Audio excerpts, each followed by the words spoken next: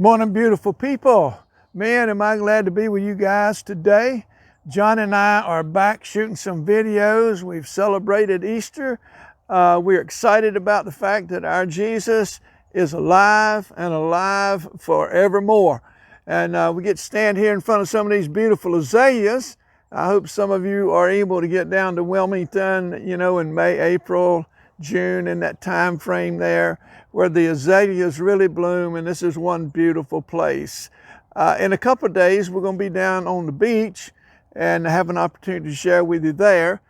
But we're going to shoot two videos here today just to let you know that Jesus is alive and that we're celebrating His resurrection. I want to lift up a passage of Scripture to you here this morning.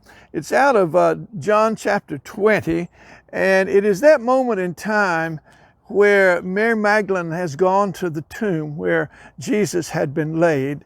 And when she gets to the tomb, she looks in and she sees a couple of angels seated in there, dressed in white, one at the foot, one at the head, and she just sort of sees that it's empty, and she really is overcome. And she begins to weep, and she steps outside the tomb. And when she steps outside the tomb, she finds these angels simply saying to her, "Woman, why are you crying?" And then she explains that her master had been laid there and now his body was gone, and she just didn't know what to do with that. And she really was saying all I wanted to do was come and get his body and take care of it. In other words, she was saying, I love him and I want to honor him even in death. I want to be able to express my affection and my loyalty to him. But the tomb is empty. And it's interesting that as she's standing there, she sees what she thinks is the gardener.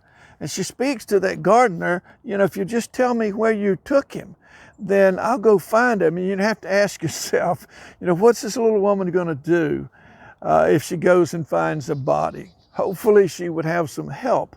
But even as she, in her desperation, speaks this, Jesus, who is the gardener there, speaks to her and calls her by name. He says, Mary. And I'm telling you, there's nothing like having Jesus call your name. And nobody could say to her, Mary, the way Jesus could say Mary to her. So that when he said Mary, it's kind of like all of her dreams and visions that had been lost came just coming back really fast now, because all of a sudden it's Jesus and he's alive, and that means her dreams and visions are also alive, and she responds to him as Rabbi, and she submits herself afresh and anew to him. And he speaks to her about going back to the disciples and giving them a message. But the point here in this short message today is that Jesus knows your name. He knows your name.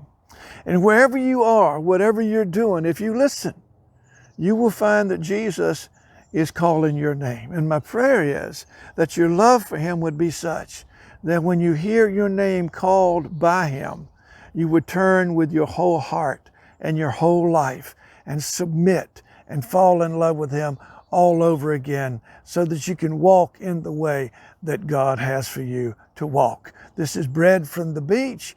Be blessed.